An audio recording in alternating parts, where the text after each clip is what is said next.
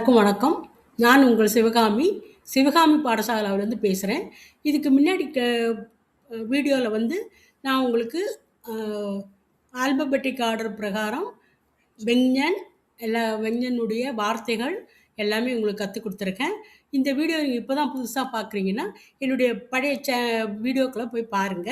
அதில உங்களுக்கு எல்லாமே தெரியும். ஏன்னா, ஆரம்பத்துலேருந்து உங்களுக்கு இன்ட்ரோடக்ஷன் மாரி உங்களுக்கு எல்லாமே குடுத்துருப்பேன். என்னன்னா, அ, ஆ, இலேருந்து கக்க ககனலேருந்து அது காக்காக்கு எப்படி உருவாகுறதுன்றதும், அந்த க கக்க ககனையுடைய வார்த்தைகளையும் நான் உங்களுக்கு சொல்லியிருக்கேன். இந்த வீடியோ இதிலயே பார்த்துருப்பீங்க. பார்க்காதவங்க இப்போ புதுசா பார்த்துக்குங்க. இன்னைக்கு நான் என்ன பண்ண போறேன்னா, புதுசாக உங்களுக்கு நெறைய வார்த்தைகள சொல்லி தர போறேன். அதாவது ஒரு பொதுவான வார்த்தைகள் இதெல்லாம். அதாவது நம்ம புழக்கத்துல உள்ளது சொல்லுவாங்கல்ல.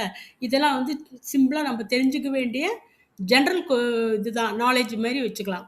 இதுல நான் இன்னைக்கு என்ன கத்துக் குடுக்க போறேன்னா, உங்களுக்கு மந்த்த பத்தி கத்துக் குடுக்க போறேன். இப்ப இந்த மாசங்கள் அப்படின்றது இங்கிலீஷ்ல ஒரு மாரியும், தமிழ்ல ஒரு மாரியும் நமக்கு வரும்.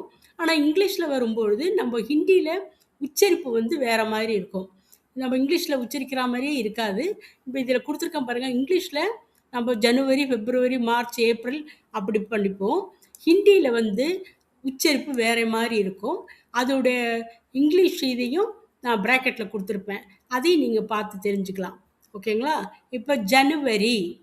ஜனவரி அப்படின்றதுக்கு ஹிந்தியில ஜனவரி தான். ஓகேங்களா? இதே ஃபெப்ரவரி. ஃபெப்ரவரிக்கு நம்ப ஹிந்தியில என்ன சொல்லலாம்? ஃபர்வரி. ஃபர்வரி. மார்ச்சுக்கு மார்ச். ஏப்ரலுக்கு ஆப்ரில். ஏப்ரல் சொல்லக்கூடாது. ஆப்ரில். மேய்க்கு வந்து என்ன சொல்லணும்னா, மயி. மேய்க்கு ஹிந்தியில மயி. ஜூனுக்கு ஜூன். ஜூலைக்கு ஜுலை. உச்சரிப்பு மாறுது பாருங்க. ஜூலை. ஆகஸ்ட்டுக்கு அகஸ்து. அகஸ்து. செப்டம்பருக்கு சித்தம்பர். செப்டம்பருக்கு சித்தம்பர். அக்டோபருக்கு அக்டூபர். அக்டூபர். நவம்பருக்கு நவம்பர் தான். டிசம்பர் அப்படின்னு நம்ம இங்கிலீஷ்ல சொல்லுவோம். ஹிந்தியில வந்து திசம்பர் சொல்லணும். டிசம்பர்.